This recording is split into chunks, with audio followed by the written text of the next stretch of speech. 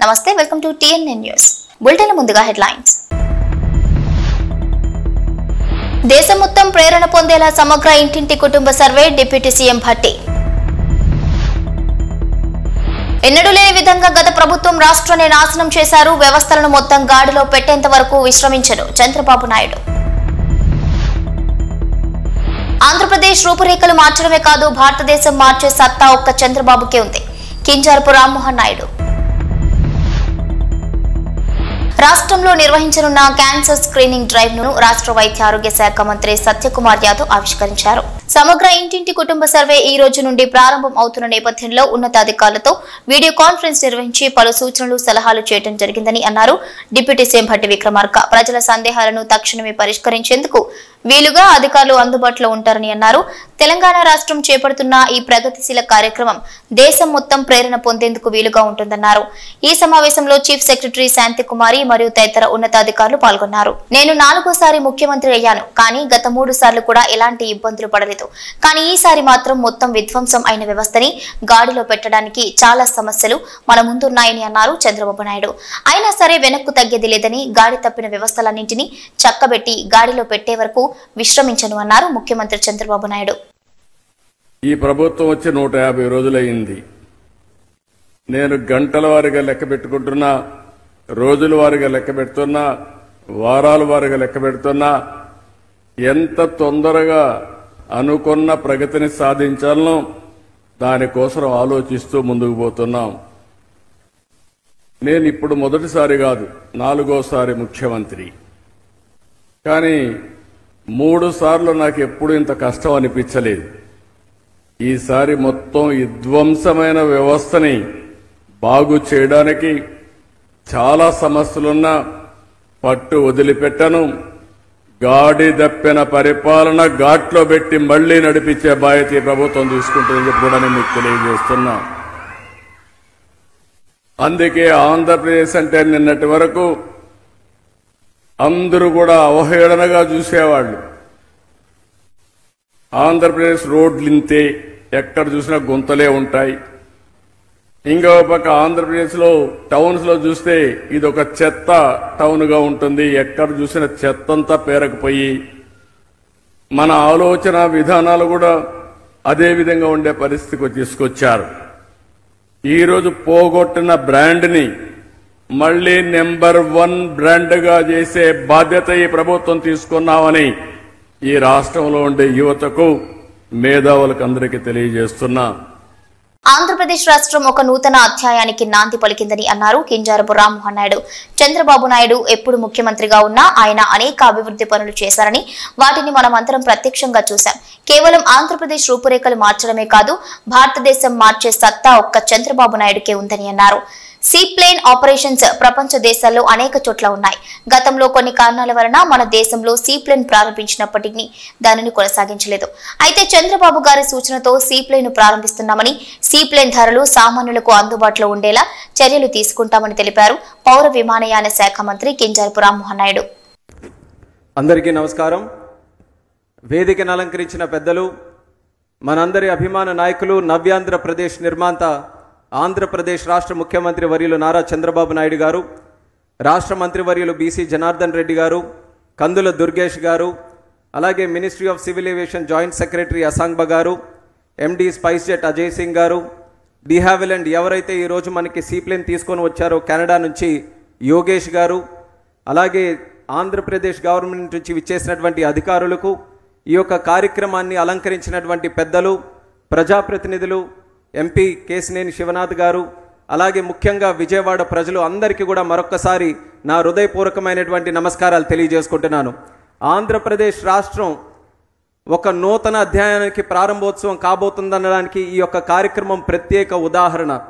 చంద్రబాబు నాయుడు గారి హయాంలో ఆయన ఎప్పుడు ముఖ్యమంత్రిగా ఉన్నా అనేక రకాలైనటువంటి కార్యక్రమాలు చేశారు. అవన్నీ కూడా మనం ప్రత్యక్ష సాక్ష్యంగా చూశాం. కానీ ఈరోజు జరుగుతున్నటువంటి ఈ కార్యక్రమం కేవలం ఆంధ్రప్రదేశ్ తాలూకా రూపురేఖలు మార్చడమే కాదు, భారతదేశం తాలూకా రూపురేఖలు మార్చే శక్తి కలిగి ఉందని ఈ సభాముఖంగా తెలియజేసుకుంటున్నాను. సీప్లేన్ ఆపరేషన్స్ ప్రపంచంలో అనేక దేశాల్లో జరుగుతున్నాయి. మన భారతదేశంలో కూడా గతంలో ఒక ప్రయత్నం జరిగింది.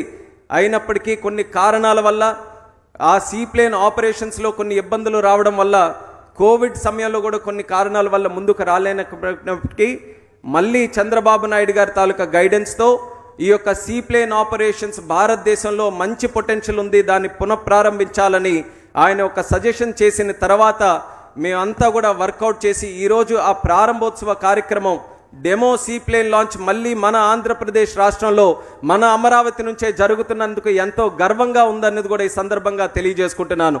ఇది ప్రధానమంత్రి గారికి కూడా అత్యంత ముఖ్యమైనటువంటి కార్యక్రమంగా భావించవచ్చు. ఆయన ఆధ్వర్యంలో గతంలో గుజరాత్లో ఇది కార్యక్రమం మొదలు పెట్టాం. అయినా నేను చెప్పినట్టు కొన్ని అడ్డంకులు వచ్చాయి, కొన్ని ఇబ్బందులు వచ్చాయి, ఇండస్ట్రీలో కొన్ని సమస్యలు వస్తే వాళ్ళందరితో కూడా మాట్లాడాం. చంద్రబాబు నాయుడు గారి తాలూకా ఆశీర్వాదంతో నేను సివిల్ ఏవియేషన్ మంత్రిగా అయితే చంద్రబాబు నాయుడు గారు నాకు ఒకే ఒక సూచన ఇచ్చారు. సివిల్ ఏవియేషన్ అని అంటే అందరూ కూడా ఆలోచించేది కేవలం ఎయిర్పోర్ట్లో కనబడే ప్లేన్లే అనుకుంటారు. కానీ సివిల్ ఏవియేషన్లో ఏ కోణంలో ఎన్ని అవకాశాలు ఉన్నాయో అన్ని అవకాశాలు కూడా ఎక్స్ప్లోర్ చేసి భారతదేశంలో సివిల్ ఏవియేషన్ని మరొక నూతన హైట్స్కి తీసుకొని వెళ్ళాలి, అది నీ కర్తవ్యం అని చెప్పి ఆయన నాకు గైడెన్స్ ఇవ్వడం జరిగింది. అందులోనూ ఛాలెంజ్గా తీసుకున్నాం సీప్లేన్స్ని. ఎందుకు ఈరోజు సీప్లేన్స్ మన భారతదేశంలో ముందుకు నడవట్లేదని గైడ్ లైన్స్లో మార్పులు తీసుకొని వచ్చాం. వాటర్ ఏరోడ్రోమ్స్లో ఉన్న ఛాలెంజెస్ని ఈరోజు సర్దుబాటు చేశాం. ఇండస్ట్రీలో ఉన్న పెద్దలందరినీ కూడా పిలిపించి ఈరోజు గైడ్ లైన్స్ అన్నీ కూడా మార్పు చేసి బ్రహ్మాండంగా అందరి తాలూకా ఇంట్రెస్ట్ని కూడా సమీకరిస్తూ ఈరోజు ఈ కార్యక్రమానికి మళ్ళీ నాంది పలికాం. ఈరోజు as a student of Chandrababu Naidu garu I am really proud to relaunch the guidelines of seaplanes and do the demo plane event in the state of Andhra Pradesh. ఈరోజు బ్రహ్మాండమైన విషయం ఏంటంటే గతంలో డ్రోన్స్ కూడా సివిల్ ఏవియేషన్ మినిస్ట్రీ ద్వారా ఇదే పున్నమి ఘాట్లో అద్భుతమైనటువంటి కార్యక్రమం చేసి ప్రపంచంలోనే 5 గిన్నెస్ వరల్డ్ రికార్డులు మన drone event Amaravati drone summit ద్వారా మనం సాధించుకున్నాం. ఇదే పున్నమి ఘాట్లో చంద్రబాబు నాయుడు గారు ముఖ్యమంత్రి అయిన దగ్గర నుంచి ఆంధ్రప్రదేశ్ రాష్ట్రం నిత్య పున్నమి ఉన్నట్టుగా ఎలా వెలుగుతుందో 5 నెలలుగా మీరు అందరూ కూడా చూస్తున్నారు. పున్నమి ఘాట్ నుంచి ఎంత చక్కగా ప్రతి కార్యక్రమం జరుగుతుందో ఈరోజు అదే రకంగా సీప్లేన్ ఈవెంట్ కూడా చేస్తున్నాం. పున్నమి పౌర్ణమి నిత్యం ఉండాలంటే ఎవరుండాలి? చంద్రుడు ఉండాలి. మనకున్నాడా లేదా ఒక చంద్రుడు? ఈ చంద్రుడు ఉన్నంత కాలం ఈ ఆంధ్రప్రదేశ్ రాష్ట్రం నిత్య వెన్నెలలా నిత్య పౌర్ణమి ఉన్న రాజ్యంలా నిత్యం వెలుగొందుతూనే ఉంటుందని కూడా ఈ సభాముఖంగా తెలియజేస్తున్నాను. ఆయన ఎప్పుడు కూడా ఏ ఛాలెంజ్ వచ్చినా ఒకే మాట చెప్తుంటారు, every challenge every crisis is a gateway to an opportunity. ఆయన స్టూడెంట్గా మాకున్నటువంటి ఛాలెంజెస్ కానీ క్రైసిస్ సిచ్యువేషన్స్ అందులో ఒక ఆపర్చునిటీ ఎలా తీసుకొని వెళ్ళాలని ఆయన ఇచ్చినటువంటి మార్గదర్శకంలో ఈరోజు ఈ సీప్లేన్స్ని ముందుకు లాంచ్ చేశాం. సీప్లేన్స్ అని అంటే ఎక్కడ వాటర్ ఉన్నా అక్కడ నుంచి టేక్ ఆఫ్ చేయొచ్చు, అక్కడ ల్యాండ్ చేయొచ్చు. మాల్దీవ్స్ తాలూకా దేశం ఎంతమంది చూసారో తెలియదు. మాల్దీవ్స్ చాలా చిన్న దేశం. మన భారతదేశంలో కంపేర్ చేసుకుంటే ఒక డిస్ట్రిక్ట్ ఎంత ఉంటుందో అంత ఉన్నటువంటి దేశం. అటువంటి దేశంలో మాల్దీవ్స్లో సుమారు 110 సీప్లేన్స్ ఈరోజు ఆపరేట్ చేస్తున్నారు. సంవత్సరానికి 5 లక్షల మంది అందులో ట్రావెల్ చేస్తున్నారు. మన భారతదేశం 140 కోట్లు ఉన్నటువంటి భారతదేశం 30 రాష్ట్రాలు ఉన్నాయి, అనేక యూనియన్ టెరిటరీస్ ఉన్నాయి, సుమారు 1300 ఐలాండ్స్ మన దేశంలో ఉన్నాయి. అంటే ఎంత పొటెన్షియల్ సీప్లేన్స్కి ఉంది. ఆ పొటెన్షియల్ని ఈరోజు వెలిక్కి తీయాలనంటే ఎక్కడో ఒక దగ్గర ముందడుగు పడాలి. ఆ ముందడుగు ఈరోజు మన అమరావతిలోనే సీప్లేన్స్కి పడిందని గర్వంగా తెలియజేసుకుంటున్నాను. రాష్ట్రంలో నిర్వహించనున్న క్యాన్సర్ స్క్రీనింగ్ డ్రైవ్ ను కార్యక్రమానికి సంబంధించిన పోస్టర్లను, కరపత్రాలను రాష్ట్ర వైద్య ఆరోగ్య శాఖ మంత్రి సత్యకుమార్ యాదవ్ ఆవిష్కరించారు. మీడియా మిత్రులందరికీ నమస్కారం. అదేవిధంగా ఆరోగ్య కుటుంబ సంక్షేమ వైద్య విద్య శాఖ స్పెషల్ చీఫ్ సెక్రటరీ కృష్ణబాబు గారు, కమిషనర్ కరుణ గారు, డిఎంఈ నరసింహం గారు, ఇతర అధికారులకు కూడా నమస్కారం. మిత్రులారా, ఇవాళ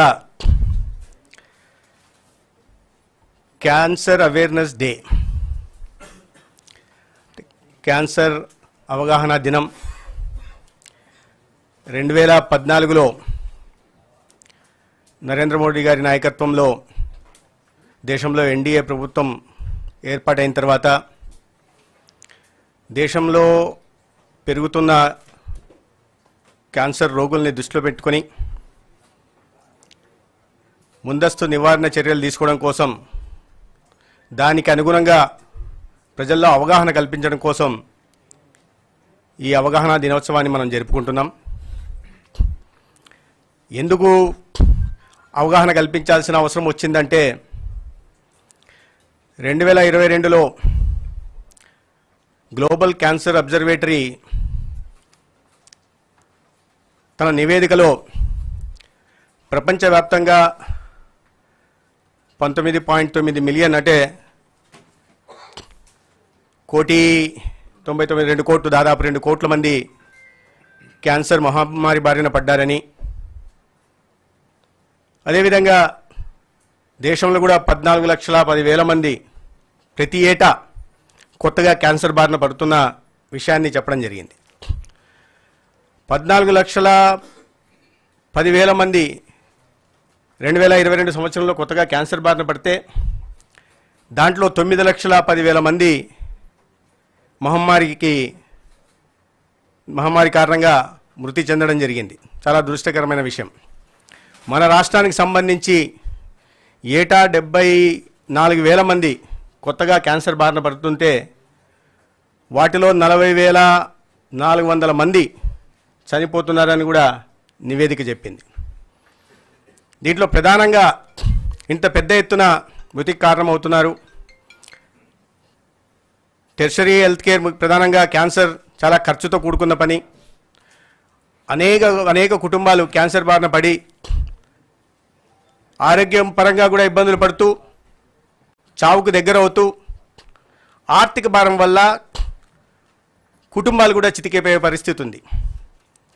వీటిని దృష్టిలో పెట్టుకొని క్యాన్సర్ మీద అవగాహన కల్పించాలని, ముందస్తుగా క్యాన్సర్ని గుర్తించి నివారణ చర్యలు చేపట్టడం ద్వారా ఆ కుటుంబాల మీద ఆర్థిక పరిస్థితిని తగ్గించవచ్చు, వారి ప్రాణాలను కూడా కాపాడవచ్చు అనే ఉద్దేశంతో ఈ అవగాహన దినాన్ని నవంబర్ 7వ తేదీన జరుపుకుంటున్నాం.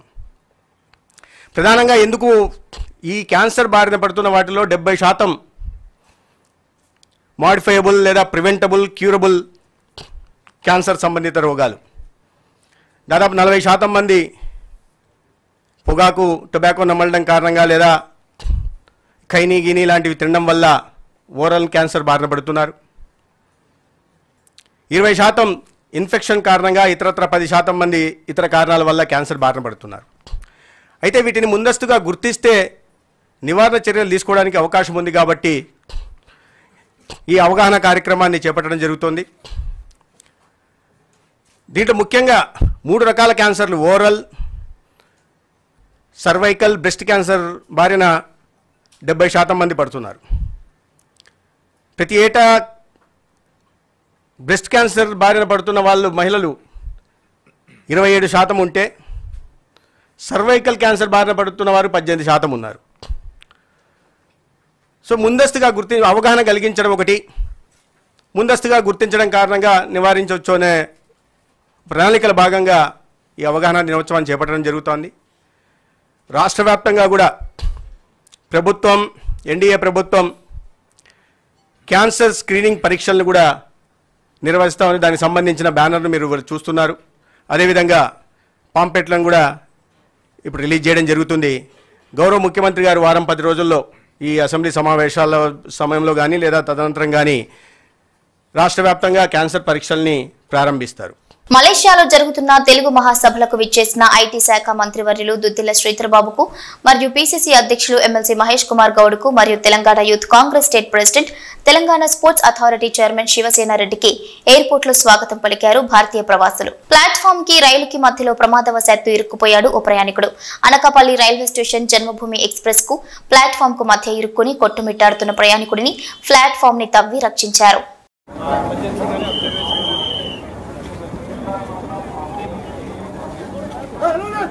ఐటీడీపీ ద్వారా మహిళలను కించపరుస్తూ సోషల్ మీడియాలో అసభ్య పోస్టులను పెట్టి మహిళలను ఇబ్బంది పెట్టేది మీరు కాదా అని ప్రశ్నించారు నందమూరి లక్ష్మీ పార్వతి. ఎంతో మంది ఆత్మహత్యలు చేసుకునేలా పోస్టింగ్లు పెట్టింది ఐటీడీపీ వారు కాదా అని ప్రశ్నించారు. ఐటీడీపీ సోషల్ మీడియా ద్వారా మహిళలను కించపరిచేలా అసభ్య పోస్టులు పెట్టించి టీడీపీ ఇప్పుడు వైసీపీ సోషల్ మీడియాను టార్గెట్ చేస్తోందన్నారు.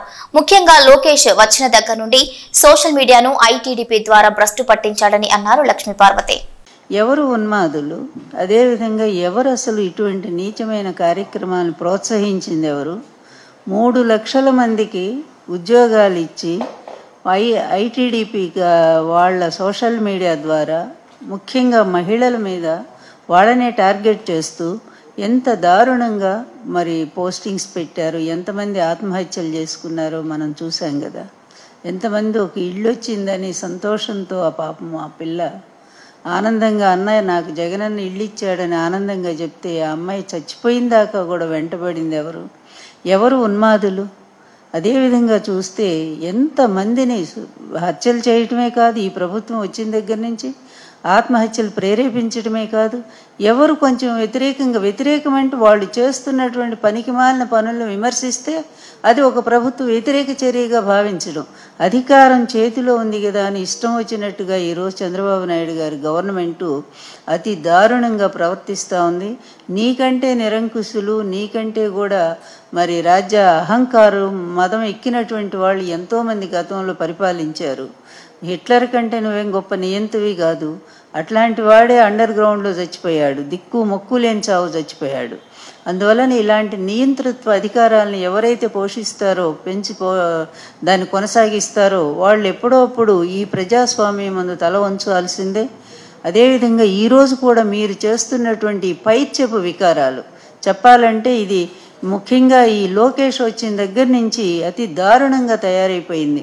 తెలుగుదేశం పార్టీ అనేది అది ఎక్కడో పోయింది, అసలు మచ్చుకు కూడా లేదు. ఈరోజు చెప్పాలంటే తెలుగుదేశం పార్టీని అడ్డం పెట్టుకొని అడ్డదారిలో అధికారాన్ని సంపాదించుకున్నటువంటి ఈ చంద్రబాబు అతని కుటుంబం కూడా ఈరోజు ప్రజలను కూడా అంతే, ప్రజల కష్టసుఖాలను ఏమాత్రం పట్టించుకోకుండా కనీసం నోరెత్తి మీరు ఇలా చేస్తున్నారు, మరి 6 ఫార్ములానో 7 ఫార్ములాలు ఇవన్నీ కూడా ఇంప్లిమెంట్ చేశారా, ఎందుకు చేయట్లేదని అడిగితే వాళ్ళు ఏదో పెద్ద దేశద్రోహం నేరం చేసినట్టుగా వాళ్ళందరికీ కూడా కేసులు.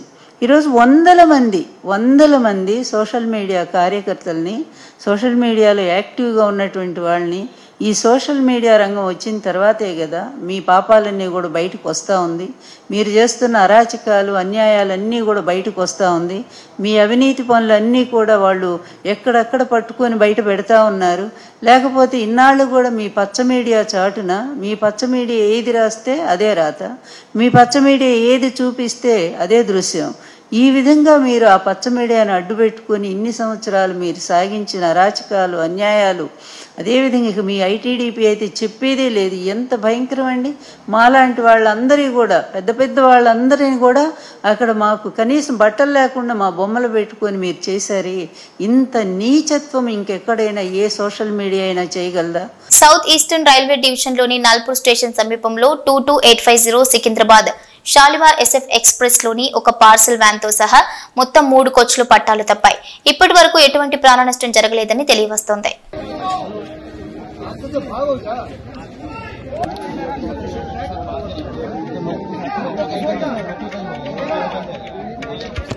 এটাকে নিজের জায়গাতে তুলে বসানো এবং তারপর এই ট্রেনের প্রত্যেকটা ডিরেল হয়ে থাকা কামরা তাদেরকে যার যার মতো আগের অবস্থানে বসিয়ে তার মধ্যে লুক তৈরি করে সেই লুকিং এখান থেকে এই ট্রেনটিকে রিমুভ করার যে কাজ, এই কাজ অত্যন্ত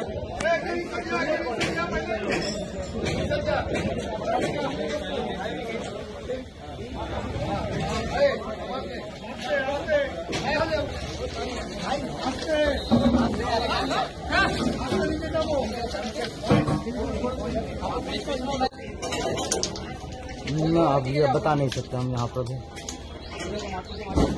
देख ले रहे हैं. మత్స్యకారులపై ప్రభుత్వానికి ఇంత వివక్ష ఎందుకని కేసీఆర్ కి రేవంత్ రెడ్డికి నక్కకు నాగలో కనుకున్నంత తేడా ఉందని హుజురాబాద్ ఎమ్మెల్యే పాడి కౌశిక్ రెడ్డి అన్నారు. గత ప్రభుత్వంతో పోల్చుకుంటే సగం కూడా చేపల పంపిణీ చేయలేదని, రేవంత్ రెడ్డి ప్రభుత్వం మత్స్యకారులకు పంపిణీ చేయాల్సిన చేపల విషయంలో పూర్తిగా వివక్ష చూపిస్తోందని హుజురాబాద్ ఎమ్మెల్యే పాడి కౌశిక్ రెడ్డి ఆరోపించారు. శనివారం హుజురాబాద్ నియోజకవర్గంలోని కమలాపూర్ మండలంలో చేపల పంపిణీ కార్యక్రమంలో భాగంగా ఆయన మత్స్యకారులను ఉద్దేశించి మాట్లాడుతూ హుజురాబాద్ నియోజకవర్గంలో 283 చెరువులు ఉన్నాయని, గతంలో కమలాపూర్లో 16 లక్షల చేపలు వేస్తే ఈసారి కేవలం 8 లక్షల చేపలు మాత్రమే వేశారని అన్నారు. గత సంవత్సరంలో జులై సెప్టెంబర్లో 3,30,30,000 చేపలు వేస్తే ఈసారి కేవలం 165,000 చేపలు మాత్రమే వేశారని అన్నారు. కేసీఆర్ హయాంలో 84 కోట్లు ఖర్చు పెట్టి 85 కోట్ల చేప పిల్లలు పంపిణీ చేశామని, అదేవిధంగా 26 కోట్లు ఖర్చు చేసి 10 కోట్ల రొయ్య పిల్లలు కూడా వేశామన్నారు.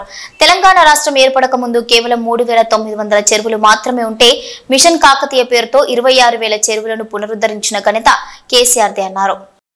పేరు పేరున నమస్కారాలు తెలియజేస్తా ఉన్నాను.